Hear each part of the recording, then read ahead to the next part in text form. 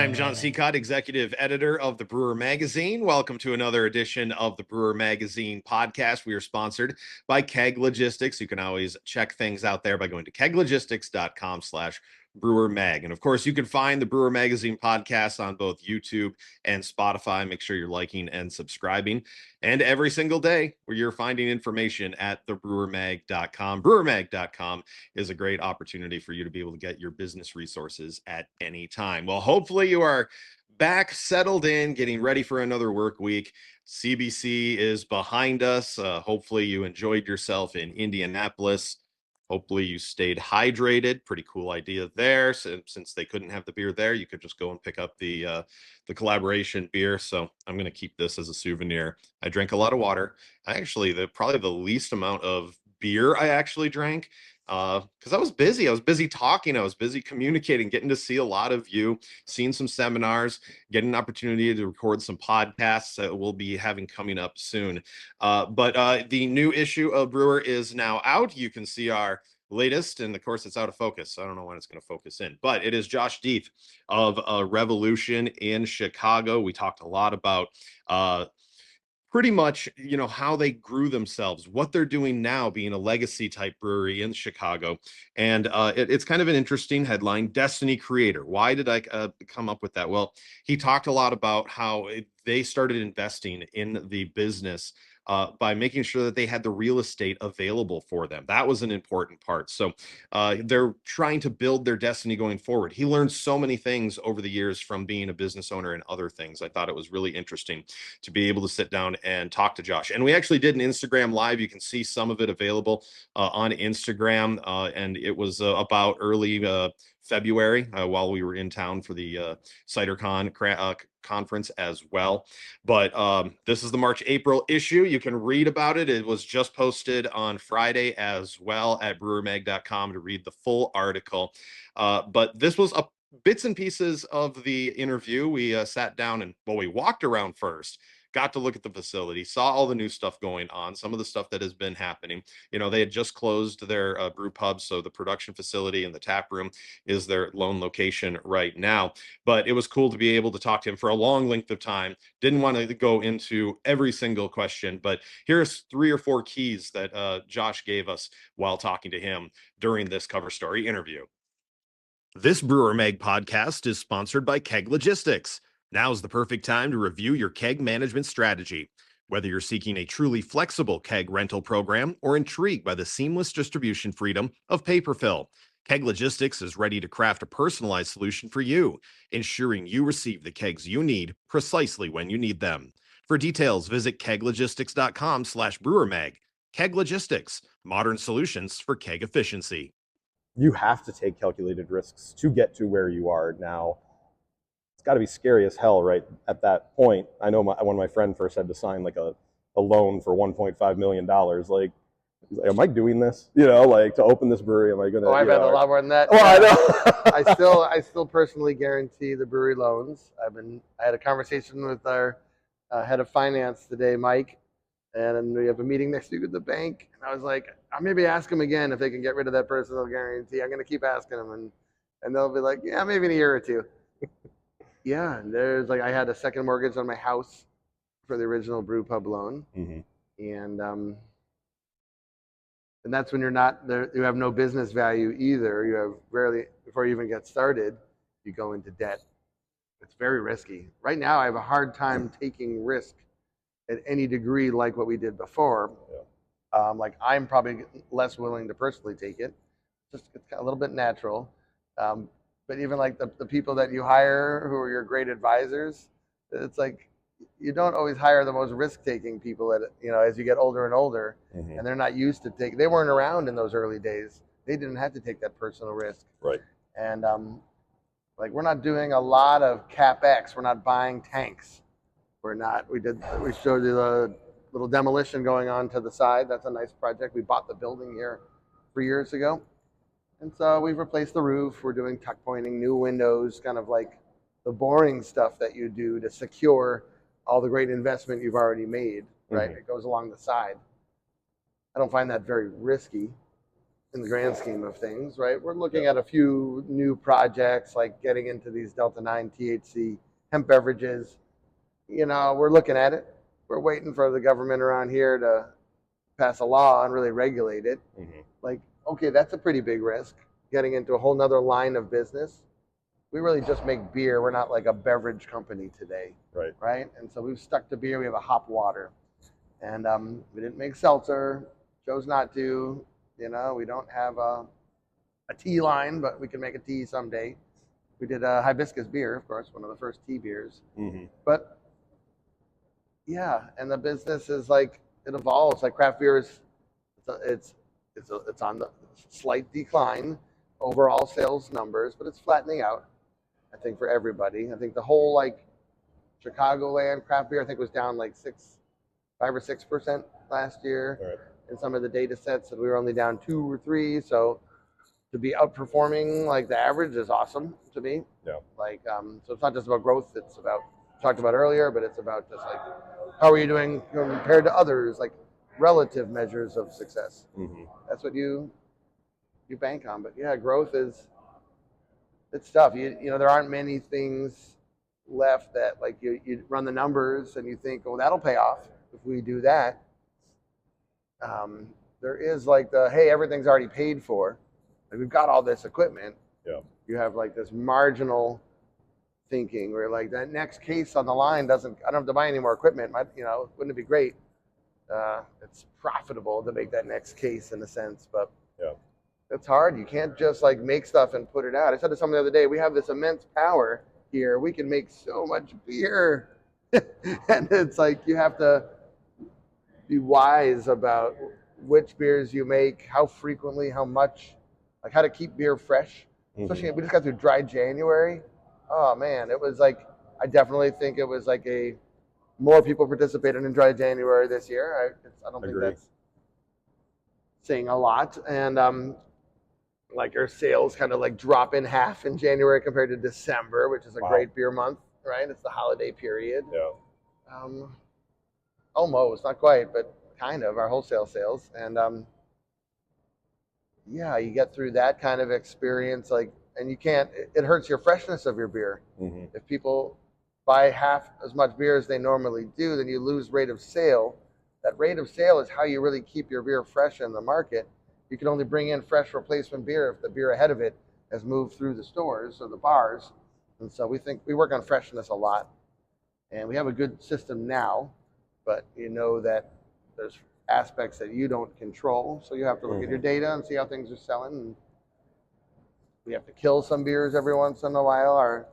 We have like our sour beer program, the Freedom family of beers. Freedom of Speech is the primary brand. We have Freedom Lemonade, sells well in summer, but that whole family of beers is down heavy the last couple of years. It had a moment. People were excited to get into sour beers, kettle sours.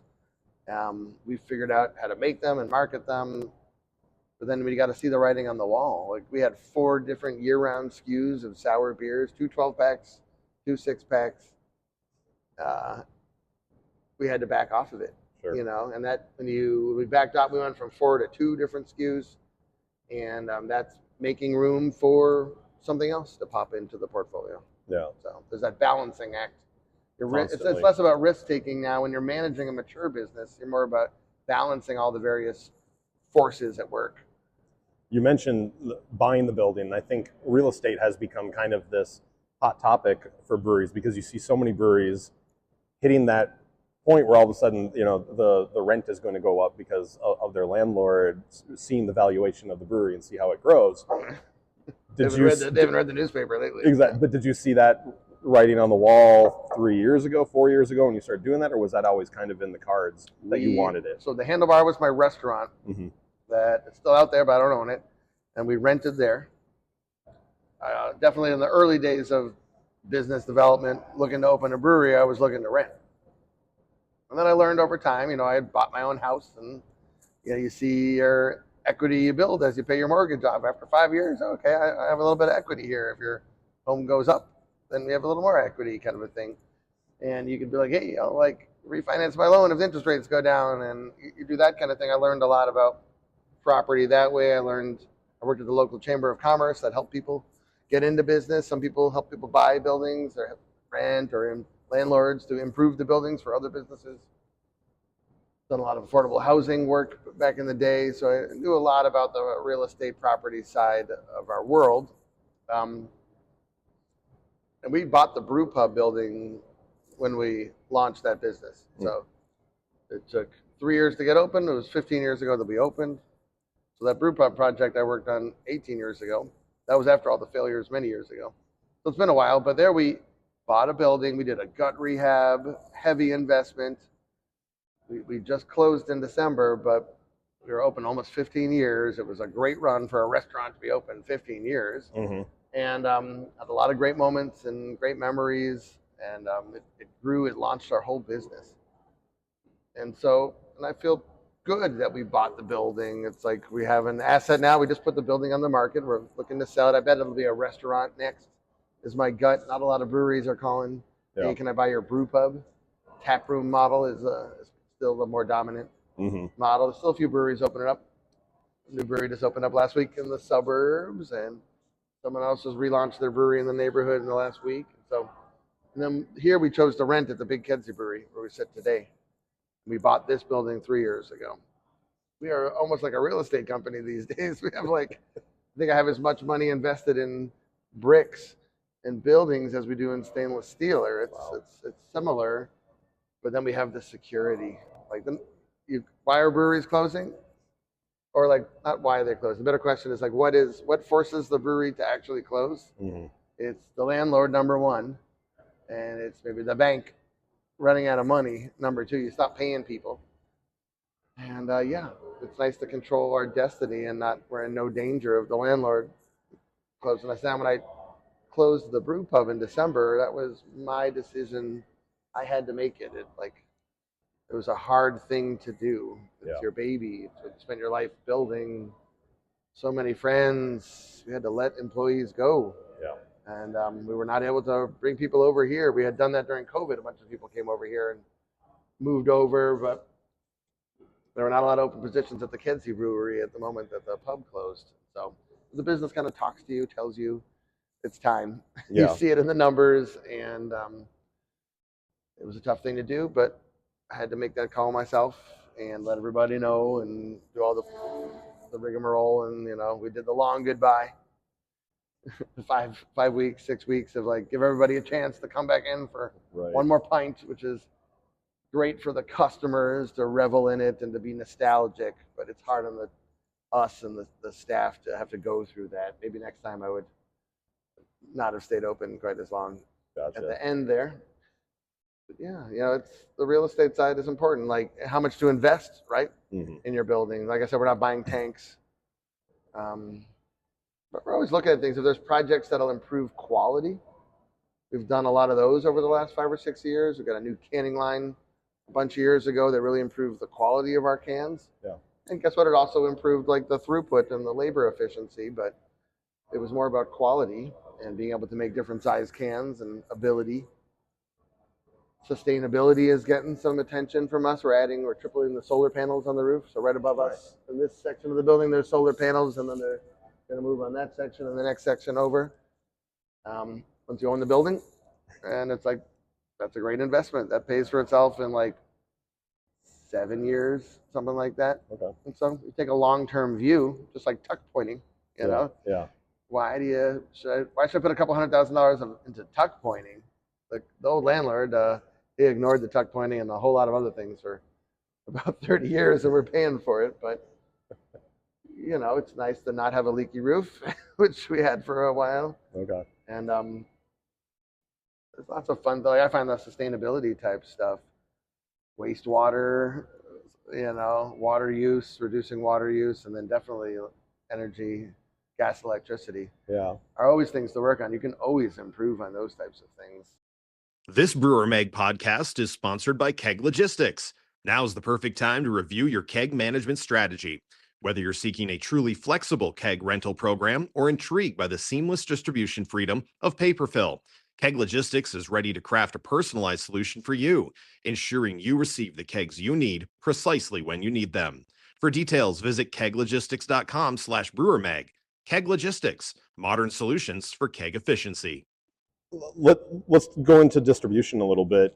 Yeah. How you kind of mentioned it when we were talking about COVID a little bit ago, and how people kind of started to go back to the cores, and cores have been brought up. How has it changed just in this last 4 or 5 years, your distribution philosophy? And kind of give me the background. Like, you guys are all wholesalers. Do you do any self-distribution? I'm not with the Sure.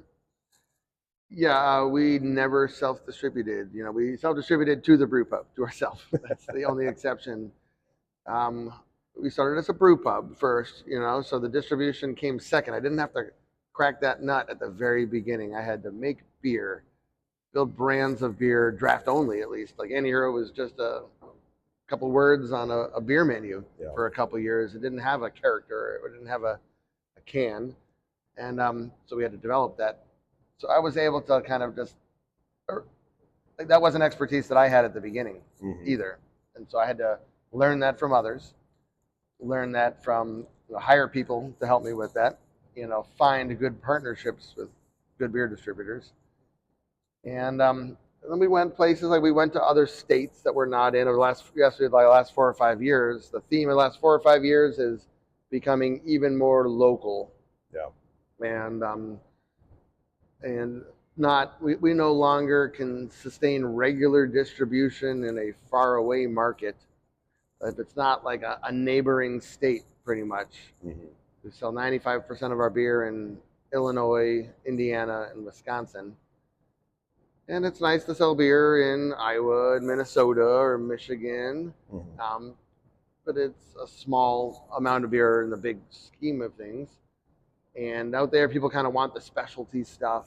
It's hard. Our flagship isn't a flagship out in those areas, right? And so our mix of what we sell changes. Every state is different. You got to learn all the rules, the tax rules. You got to find a partner distributor. You got to keep those people motivated over time, which is hard. Yep. We had a distributor got the letter a couple months ago. It's been great. Thanks so much. We're not going to carry your beer anymore. You are now released. See you later. And I sent a note back. Thanks so much for 8 years of working with us. Totally understand. Yeah. And good luck. Is that? I mean, that's kind of the new reality. And you kind of mentioned this. The instead of a mile wide, inch deep, you want to just saturate this Chicagoland area and be. I think you were talking about earlier, Chicago's brewery. We are Chicago's brewery, and we're the #1 independent craft brewer. I think we sell more beer than Goose Island in the city of Chicago. I think they might sell more of us than the state, maybe. Yeah. But if people want something, people want to have something that they can identify with that's theirs too. You have to be willing to let people adopt you, or be the thing that they want you to be in some ways. Just like you get to decide who you want to be a bit. Customers drive the business. So, my favorite way of looking at what the customers want is to look at what beers are selling. It's a bit about what beers can they get access to, but you can walk into Benny's and there's 30, almost 40 Benny's, and it's they got everything from Revolution. Yeah. So if you want Rev Pills, you can find Rev Pills. And if you want the cold time because you don't want as much hops, then you can find that too. And they got plenty of our barrel-aged beer at, $35, $40 a 4-pack. It's the best stuff we make. Yeah. But there aren't many people who drink that every day, year round. Right, so right. You have to make the right beer for the right moment, the right occasion, for the right beer drinkers. And this customer first mentality. When you open up as a restaurant, I think that helped us to be customer focused early on, because it was you're right there with them. You get dialogue. It's before the days of getting the survey and toast when you check out. Would you like to leave comments? People just told you. Yeah. And you got a testing zone. I missed that part of the brew pub where you could brew a smaller batch and see what sells. What sold better at the brew pub was sessionable beers. Lower ABV beers. They sell better on draft.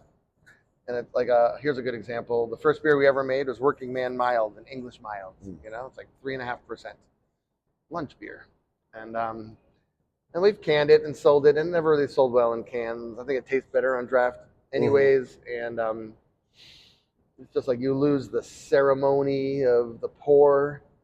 I don't know, and it's like when people are in a store environment, I think they're more likely to go, they're thinking about alcohol per dollar than they are in a bar environment. Like when you're in the bar environment, you're thinking, oh wow, I might have 2 or 3 of these beers. Let me be smart. Yep. I got to drive home, for example, or I'm going to meet up with. I got date night with my wife later. Yeah. I just scheduled an event for next week at a bar in the suburbs, and I was like, ooh, I have date night with the wife next week. I was like, oh okay, I'll just, I can do that. There's a gap in between, and that's how I planned out my day. Yeah. And I think people are different in the stores. They want the latest and greatest in a different way. Flagship beers have a great home on tap as well. We have seen, like, I think there's a little bit of a resurgence of flagship beers, or like the good ones. It's important for our business to have that flagship beer. Yeah. And that a good flagship beer allows us to experiment with other things. If we didn't have the flagship beer, we wouldn't have the rock of our business. We'd always be trying to find the next kind of rock, trying to find that flagship. We don't have to find another flagship. Like this Cold Time Lager, it complements Anti-Hero really well. Sure. A bar can have Cold Time and Anti-Hero on tap, and the people are going to have one or the other. But if you put the Hazy Hero next to Anti-Hero, it's kind of like 2 choices within your IPA drinker. You're kind of cannibalizing yourself a little bit. You're making your people choose, and that lager drinker, they're not going to have either of those. So you got to find things that fit well together, like that portfolio management aspect of what we do. Yeah. The barrel age program, I keep coming back to it. It's really important for us. People love it. We get a lot of awards for it. It occupies like key real estate in the brewery. It gives people that impression when they walk in there. Oh, look at those barrels. Yeah. We decorate with the staves, the lights made out of the barrel hoops. It's like who we are, but it's like 1% of the beer we make. Yeah. It has a bigger impact on the bottom line than that, but it's really fun. It takes a lot of time and effort. We make sure it's totally worthwhile. You get great engagement with your fans. Your biggest fans generally around here are the barrel age fans. Sure. And they'll drink a Cold Time after a couple barrel aged beers, but yeah. And so balancing everything out, every year we choose like what are the focus brands of the year. It tends to always be Anti-Hero, but you're always thinking about, like, you come up with something new. It's like, is it going to become like our number 2 or 3 thing that we do? Usually, one of the new things is always up there in the top 3. Sure. People do want to hear about what's new, but you have to balance out the old with the new. And we're like a region. I identify as Chicago's brewery, but also as a regional brewer. And I know the history of brewing in the United States and Prohibition and how Bud took over the country and of course other brewers out. It's great history there. And made good beer, figured out how to transport it around and keep it fresh. That's an important part that we talked about. But like this affinity people have to, like, local beer is better, it's fresher, right, as long as you make good beer. And then this people want an affinity. Like Yuengling just opened up in our market in the last week or 2. Oh, really? Yeah, and like, good for Yuengling, right? They're paired up with Miller. Like, it was probably made in Milwaukee, like 50 miles away from here, and so has solid potential to be fresh, and not my like favorite beer in the world. I don't like. If you come from out there, then like you love it and you remember it. I know a bunch of people who are just excited to see it, right, and all that. Their tastes have moved on, but Yuengling was like their first beer, right? It was kind of like the amber ale, amber lager was for me. It was like Bell's Amber. When I went to college in Michigan, that was just like the beer that was everywhere. It's really hard to find Bell's Amber, especially on tap. It's all too hard now for them, but yeah, and but there you go. That's like 200-year-old brewery, and they're just coming here.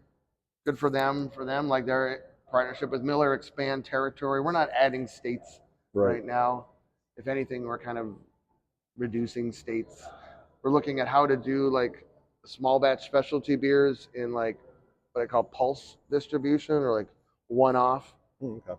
We send a little bit of beers to Colorado through the Crooked Staves distribution arm, right? And they know that these barrel-aged beers are in demand and valuable, and they take a sprinkling of all the other little things. And it's just like every once in a while they call, or once in a quarter maybe, we send a couple pallets of beer, and that's it. Nice. We don't have to maintain a spot at a grocery store or a liquor store, a shelf spot all the time, and keep the beer fresh there. You just send it out. Happy you have it. Tavor, we do a bunch of stuff with Tavor, which I'm happy to talk about. You know, and it's become a cool part of our business. Yeah. And it helps us to get the beer places without having to go through all the formal distribution of the distributors and agreements, and it's got to be worth it for the distributor. Yeah. And it's just like it's less worth it for us sometimes. It's less worth it for them to have us in their portfolio. And so I don't get distributors calling and emailing me anymore necessarily for our brand rights in whatever, Nebraska, Kansas, or something like that, which is like we're not there. You know, we've never really sold any beer in those states, but if that's a Tavor state, then whoever is the key beer consumer at home can find a couple things and grab it. Proxies, people who like buy the beer and then ship it to somebody else. That like used to be like, well, should we allow that? Or, you know, like we can't stop it, even if we wanted to stop it, but like, why stop it? They're ambassadors for our beer. Yeah. And it's a 6-pack sold wherever it lands up. You know, it's like in COVID times, you could do like the direct sales over the internet, or like we were allowed to do delivery for a minute. We didn't do direct delivery, but some brewers did. Yep. I look forward to what happens next. Yeah. Like these hemp beverages are going to change. They already are. Like when you go to like Minnesota, it is completely changing the landscape. And we have legal cannabis here, and it's definitely changing people's drinking patterns and partying patterns a little bit. Like dry January, but just gonna end up a bunch of people that just smoked a bunch of weed. I think that's their dry January, or maybe like a little bit, or they took it easy. Yeah. So, you know, it's like you think about things. You get out in the world. You go to bars, you talk to the bartenders. How's it going? You figure out how can you help them? They're looking for a trivia night, or they're looking for, hey, can you come by and talk to my people about your new beer and sample out? That's the most basic thing, sampling. Yeah. It's like the most basic thing in beer sales that you can do is crack beers and ask people would they like to try it and tell them about it. Yeah. Yeah. And if your beer is good, you stand up for your beer and you take pride in what you do, and you accomplish the end of the day task of tasting your beer with people.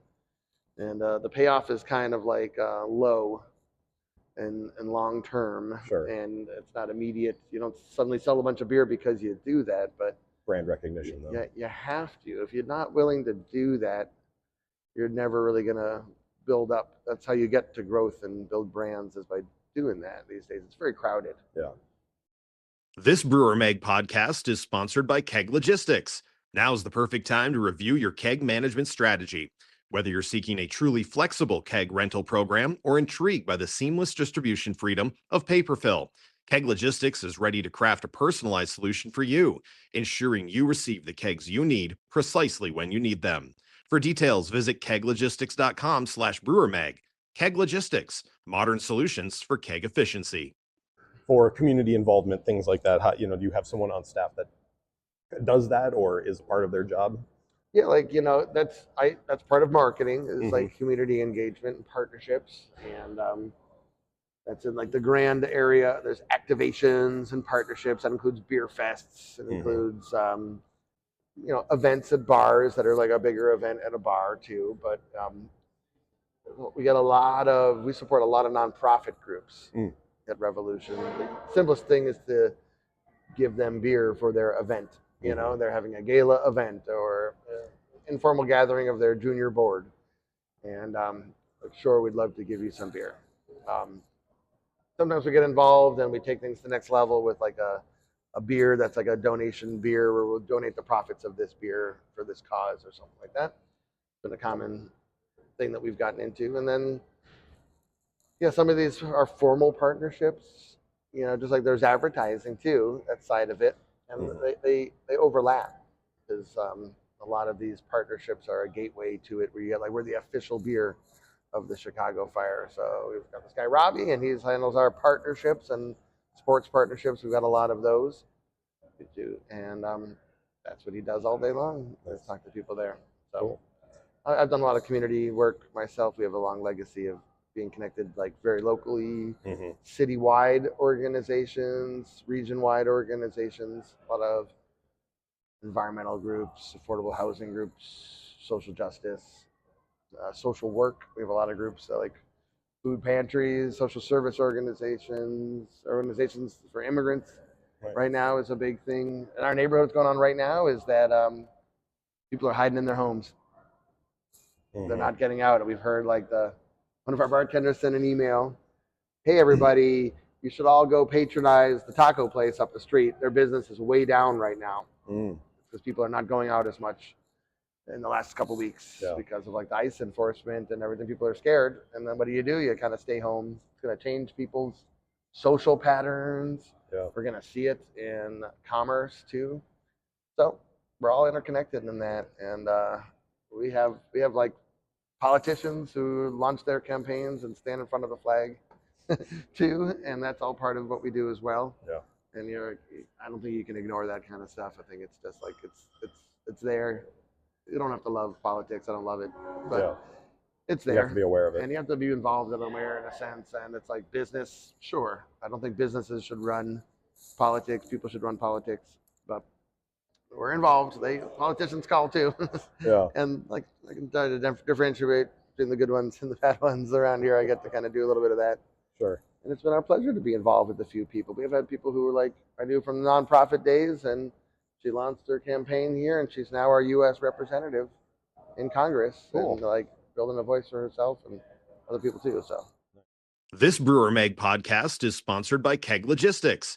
Now's the perfect time to review your keg management strategy.